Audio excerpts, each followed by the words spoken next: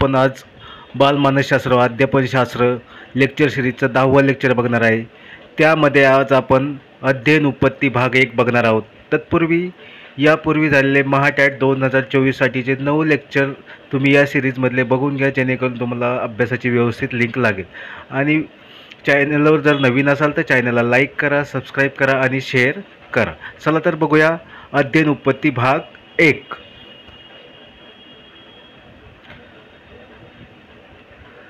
आता अध्ययन उत्पत्ती कशाला म्हणायचं तर काय की अध्ययन का केले जाते, कसे केले जाते यासंबंधी काय की मानसशास्त्रज्ञांनी काय की प्रयोग केलेत आणि अध्ययन पद्धतीविषयी काय निष्कर्ष काढले आणि ते पद्धतशीरपणे मांडले. यालाच काय म्हणलं जातं, अध्ययन उत्पत्ती असं म्हणलं जातं. आता अध्ययन उत्पत्तीचे जे वर्गीकरण आहे ते काय की 3 प्रकारे केलं जातं. 3 प्रकारामध्ये कोणतं की साहचर्यवादी उत्पत्ती, ज्ञानात्मक उत्पत्ती आणि आधुनिक उत्पत्ती.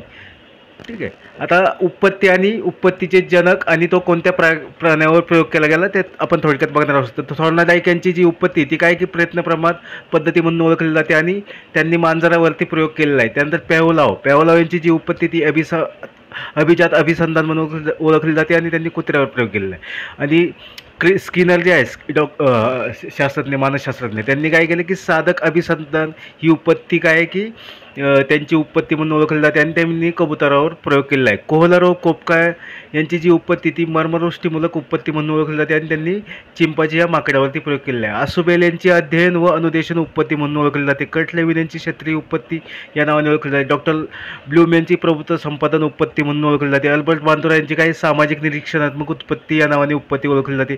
जेरोम ब्रुनर यांची ज्ञानात्मक उत्पत्ती म्हणून ओळखली जाते. जीन पियाजे यांची बोधात्मक विकास उत्पत्ती म्हणून ओळखली जाते. तर अध्ययन उत्पत्त्यांचे जे प्रकार आहे ते मुख्य 3 प्रकार आहे. आपण ते कोणते बदले सहचार्यवादी उत्पत्ती, त्यानंतर ज्ञानात्मक उत्पत्ती आणि कोणती आधुनिक उत्पत्ती, या 3 उत्पत्त्यांचे काय मुख्य प्रकार आहेत तर ते आपल्याला थोडे डिटेलमध्ये बघायचे आहेत. आता थॉर्नडाईक तर सहचार्य उत्पत्तीमध्ये कोणकोणत्या उत्पत्ती येतात तर थॉर्नडाईक यांची कोणती प्रयत्नप्रमाद उत्पत्ती, त्यानंतर पॅव्लोव यांची अभिजात अभिसंधान उत्पत्ती, स्किनर यांची साधक अभिसंधान उत्पत्ती आणि वॉटसन यांची वर्तनवादी उत्पत्ती, त्यानंतर ग्रुथी यांची उत्पत्ती, त्यानंतर हल्ल यांची पद्धतशीर वर्तन उत्पत्ती. या 6 प्रकारच्या उत्पत्ती कशामध्ये येतात, सहचार्य उत्पत्तीमध्ये येतात. तर आणि ज्ञानात्मक आता 2 नंबर जो दुसरा प्रकार आहे वर्गीकरणाचा उत्पत्तींच्या, त्यामध्ये ज्ञानात्मक उत्पत्तीमध्ये कोणती कटलेविन यांची ज्ञानात्मक क्षेत्रीय उत्पत्ती, आसुबेल यांची अध्ययन व अनुदेशन उत्पत्ती, कोहलरोव कोपका यांची मर्मरोष्टीमूलक उत्पत्ती, टॉलमनची उत्पत्ती, नंतर 5वी उत्पत्ती येते ती कोणती येते ज्ञानात्मक उत्पत्तीतली ते डॉक्टर ब्रुनर यांची अध्ययन विषयक ज्ञानात्मक उत्पत्ती. आता आधुनिक उत्पत्तीमध्ये डॉक्टर ब्लूम यांची प्रभुत्व संपादन उत्पत्ती, अल्बर्ट बांदुरा यांची सामाजिक निरीक्षणात्मक उत्पत्ती आणि अध्ययन माहिती प्रतिमान प्रक्रियाकरण उत्पत्ती, अशा या आधुनिक उत्पत्तीमध्ये 3 उत्पत्ती येतात. तर आपल्याला बघायचं सहचार्य उत्पत्तीमधली पहिली उत्पत्ती पाहिजे थॉर्नडाईक यांची प्रयत्नप्रमाद उत्पत्ती. आता ही जी प्रयत्नप्रमाद उत्पत्ती ही कशावर आधारित आहे तर चेतक प्रतिसादावर आधारित आहे. थॉर्नडाईक यांनी जी प्रयत्नप्रमाद पद्धतीची उत्पत्ती शोधून काढली ती कशावर आधारित आहे की चेतक प्रतिसादावर आधारित आहे. व्यक्ती पूर्वीच्या प्रयत्नातून काय की चुका टाळून काय करत असतं, सुधारित काय करत असतं, प्रयत्न करत असतं आणि यासच काय म्हणलं जातं प्रयत्नप्रमाद असं पद्धती असं म्हणलं जातं. म्हणजे काय होतं की एखादं कौशल्य शिकताना काय करतो की व्यक्ती प्रयत्न करत असतो, प्रयत्न करताना त्यातून अनेक चुका होत असतात, पण त्या चुकांतून शिकत जाऊन तो काय करत असतो, त्या चुका पुढे परत प्रयत्न करताना चुकांचं प्रमाण कमी करत जातो आणि त्यालाच काय म्हणलं जातं प्रयत्नप्रमाद पद्धती असं म्हणलं जातं. आता थॉर्नडाईकने काय केलं, मांजर या प्रयोग करून काय केलेलं आहे की अध्ययनाचे 3 नियम याविषयी मांडले आहेत. आता हे थॉर्नडाईकने काय केलं होतं, एडवर्ड थॉर्नडाईक या अमेरिकन मानसशास्त्रज्ञांनी काय केलं होतं की ही जी पहिली उत्पत्ती आहे अध्ययनविषयक कोणती प्रयत्नप्रमाद उत्पत्ती, अध्ययनविषयक ही पहिली उत्पत्ती त्यांनी कोणत्या ॲनिमल इंटेलिजन्स या ग्रंथात मांडली होती. आणि हे जे थॉर्नडाईक होते यांनी कशावर प्रयोग केले, कुत्रा, मांजर, मासे आणि काय की कोंबड्या इत्यादी प्राण्यांवर त्यांनी प्रयोग केले. आणि या थॉर्नडाईक यांनी काय उद्दीपक व प्रतिसाद यांच्यामध्ये सहचार्य प्रस्थापित होण्यावर काय भर दिला आहे आणि काय त्यातूनच अध्ययन होतं असं त्यांनी सांगितलेलं आहे. कशावर उद्दीपक व प्रतिसाद यांमधील सहचार्य किंवा त्यांमधील संबंध याच्यावर त्यांनी भर दिला आणि त्यातून अध्ययन होतं असं त्यांनी सांगितलं. थॉर्नडाईक यांनी उद्दीपक व प्रतिसाद यांच्यावर भर दिल्यामुळे त्यांच्या अध्ययन विषयक उत्पत्तीला काय सहसंबंध उत्पत्ती असं देखील म्हणलं जातं. कौशल्य शिकत असताना काय की चुकांचं प्रमाण कमी होत जाऊन नेमका मार्ग सापडतो अध्ययन होते, असं या थॉर्नडाईक यांचं म्हणणं होतं. आणि थॉर्नडाईक यांनी काय केलं होतं या प्रयत्नप्रमाण पद्धतीमध्ये, की काय केलं होतं की काय केलं होतं पेटीमध्ये, एका कुटपेटीमध्ये काय केलं होतं की भुकेलेल्या मांजराला बंद केलं होतं आणि त्याला बरोबर समोर दिसेल असं काय ठेवलं होतं, माशाची एक वाटीमध्ये मासे ठेवले होते. आणि ते मांजर खूप भुकेलं असल्यामुळे त्याने काय केलं की आधी इकडून तिकडून नाही का पंजा बाहेर काढ, डोकं बाहेर काढण्याचा प्रयत्न केला. म्हणजे खूप अस्तव्यस्त हालचाली करून त्याने प्रयत्न केला. आणि योगायोगाने काय की तो जो दरवाजा होता त्या कुटपेटीचा, त्याला बांधलेली जी दोरी होती, योगायोगाने काय की या धडपडीत काय झालं की ती दोरी ओढली गेली आणि मांजर बाहेर पडून त्याला मासे खायला मिळाली. म्हणजे इथं योगायोगाने हे यश आलं होतं. त्या मांजराला स्वतःलाही कळत होतं की ते कसं प्राप्त झालं. परंतु हाच प्रयोग वारंवार केल्यानंतर काय की मांजराच्या लक्षात हळूहळू ते लक्षात आलं, अगोदरच्या चुका किंवा ज्या अस्तव्यस्त हालचाली होत्या त्याच्या कमी कमी होत गेल्या. त्याच्या लक्षात आलं की की मासे मिळवण्यासाठी कोणती कृती केली पाहिजे आणि दरवाजा उघडून कसं बाहेर गेलं पाहिजे. तर मग जेव्हा हा प्रयोग वारंवार केला गेला तेव्हा काय की शेवटी जेव्हा प्रयोग केला गेला की त्याच्या मांजराचं असं अध्ययन घडून आलं की मांजर बरोबर काय की तो दोरी खेचून तो दरवाजा उघडून काय की बाहेर मासे खाण्यात जाऊ लागलं. म्हणजे काय आहे की हळूहळू काय की अध्ययन होताना सुरुवातीला चुका जास्त होतात, नंतर चुकांचं प्रमाण कमी कमी होत जातं आणि नंतर चुका पूर्ण कमी होऊन जाऊन चांगल्या प्रकारे अध्ययन घडून येत असतं आणि योग्य मार्ग सापडत असतो. ठीक आहे, असं या प्रयत्नप्रमाण पद्धतीमध्ये थॉर्नडाईक यांनी सांगितलं. आणि ही जी प्रयत्नप्रमाण पद्धती ही अध्ययनविषयक पहिली उत्पत्ती आणि ही कोणी मांडली, थॉर्नडाईक यांनी मांडलेली आणि ती ॲनिमल इंटेलिजन्स या ग्रंथात त्यांनी मांडलेली आहे. आता प्रयत्नप्रमाण पद्धतीचे टप्पे. प्रयत्नप्रमाण पद्धतीमध्ये काही उद्दिष्ट किंवा हेतू स्पष्ट असतो. म्हणजे आपण बघितलं की त्या जो प्रयोग गेला होता मांजरावरती, तर त्या मांजराला काय की भूक लागलेली होती. म्हणजे त्याचं उद्दिष्ट किंवा हेतू स्पष्ट होता की त्याला खायला पाहिजे है ना, त्याची ती प्रेरणा होती. आणि उद्दिष्टांच्या दिशेने काय शोधात्मक हालचाली होतात आणि त्याचं काय उद्दिष्ट होतं की त्याला त्याची भूक शांत करायची, मग त्या अन्न मिळवायचे. त्या दृष्टीने त्याच्या काय की शोधात्मक हालचाली धडपड चालू होती की त्या पेटीच्या बाहेर पडण्यासाठी ते वेगवेगळ्या हालचाली ते मांजर करत होतं.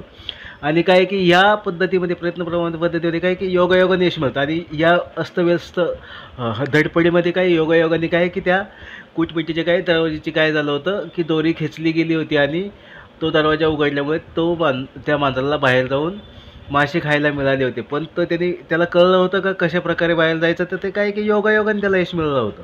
आणि काय आहे की हाच प्रयोग जर वारंवार केला, वारंवार त्या गोष्टी करत गेलं तर काय होतं, चुकांचं प्रमाण हळूहळू काय होतं कमी होत जाऊन काय होतं आपला हेतू किंवा अध्ययन चांगल्या प्रकारे घडून येत असतं. आता प्रयत्नप्रमाण पद्धतीच्या मर्यादा. तर काय की या प्रयत्नप्रमाण पद्धतीमध्ये काय की प्रगती अगदी सावकाश किंवा काय की खूप वेळ लागतो प्रगती होण्यासाठी, आहे ना, खूप वेळ खर्च होतो. त्याचं कारण म्हणजे काय की यामध्ये काय की वेगवेगळ्या अस्तव्यस्त हालचाली केल्या जातात, खूप श्रम होतात. आणि काय की या पद्धतीमध्ये प्रयत्नप्रमाण पद्धती यश पुष्कळला काय योगायोगाने मिळते. म्हणजे योगायोग केवळ असतो तो. आणि अनावश्यक ज्या हालचाली होतात या प्रयत्नप्रमाण पद्धतीने शिकताना किंवा अध्ययन होताना, तर त्यामध्ये काय की खूप सारे श्रम, शारीरिक मानसिक श्रम होतात आणि आपली शक्ती काय होते त्यामध्ये वाया जात असते. आणि या ज्या प्रयत्नप्रमाण पद्धतीमध्ये जे काय आपण कौशल्य आत्मसात केलं आहे ते पुढच्या परिस्थितीत उपयोगी होईलच याची खात्री देता येत नाही. कदाचित ते उपयोगी होईलही किंवा नाही होणार. आता थॉर्नडाईक यांचे अध्ययनविषयक नियम बघायचे आपल्याला की सज्जतेचा किंवा तयारीचा नियम. तर काय कोणतेही नवीन कौशल्य शिकण्यासाठी काय करावं लागतं की शारीरिक किंवा मानसिक तयारी आवश्यक असते. म्हणजे बघा की समजा आपल्याला एखादं नवीन कौशल्य शिकायचे, समजा आपल्याला गाडी चालवायला शिकायची, तर आपली काय की आपली शारीरिक व्यवस्थित शारीरिक क्षमता चांगली असली पाहिजे. त्याचबरोबर काय की आपण मानसिकता आपली असली पाहिजे त्या दृष्टीने की मला शिकायचं आहे. शारीरिक क्षमता तर पाहिजे आपल्या शरीराची, पण आपली मनस्थिती पण तशी पाहिजे की मला हे शिकायचं आहे. जर तशी नसेल तर आपल्याला ते शिकणं शक्य होणार नाही. हा सज्जतेचा नियम सांगतो. आणि तयारी असताना जेव्हा केलेली जी काही कृती असते तर काय होतं की ती सुखाव असते. आणि आपली जर अशी शारीरिक आणि मानसिक तयारी असेल तर काय की आपण ती गाडी शिकण्यासाठी जी काही कृती करू ती काय की आपल्याला सुख देणारी असेल. तयारी शारीरिक व मानसिक स्वास्थ्य शिकण्याची उत्कट इच्छा व बौद्धिक पातळी यांचा समावेश होत असतो. ही जी तयारी असते आपली, तयारीचा नियम काय सांगतो की तयारीमध्ये आपली शारीरिक मानसिक क्षमता, स्वास्थ्य, त्यानंतर शिकण्याची उत्कट इच्छा व बौद्धिक पातळी या सगळ्या गोष्टींचा काय अशामध्ये समावेश होत असतो. तर तयारीमध्ये समावेश होत असतो. असा तयारीचा थॉर्नडाईक यांचा नियम सांगत असतो.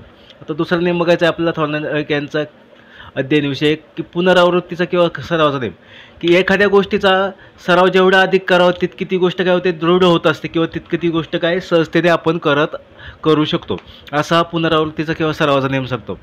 सरावामुळे वारंवार केलेल्या उजळणीमुळे ते विशिष्ट कौशल्य काय चांगल्या प्रकारे आपल्याला आत्मसात होतं. म्हणजे काय, आपण जर एखाद्या गोष्टीचा वारंवार सराव केला, जसं क्रिकेटर काय करतो की वारंवार तिथे नेट प्रॅक्टिस करत असतात, त्यामुळे त्यांना काय की ते खेळण्याचं त्या पद्धतीचे क्रिकेटचे वेगवेगळे दिशेने ग्राउंडमध्ये शॉट मारण्याचं कौशल्य चांगल्या प्रकारे आत्मसात होत असतं. म्हणजेच काय, सराव केल्यामुळे किंवा उजळणीने ते वारंवार गोष्टी काय आपल्याला आत्मसात असतं. उदाहरणार्थ अजून एक उदाहरण देता येईल की मुले काय करतात, रोज पहाटे मोठमोठ्याने बोलतात, तर काय आहे की हळूहळू ते कौशल्य त्यांना आत्मसात असतं, पहाटे त्यांचे चांगले पाठ होतात. आता यामध्ये काय मग स्पेलिंग, प्रार्थना, कविता, राष्ट्रगीत या सर्व गोष्टी काय आहे की रोजच्या रोज मुले करत असतात आणि पुनरावृत्तीमुळे काय की त्या चांगल्या त्यांच्या काय ध्यानात राहतात. म्हणजेच याला काय हे, आणि त्या कशामुळे राहतात, पुनरावृत्ती किंवा सरावाच्या नियमाला अनुसरूनच ही गोष्ट आहे.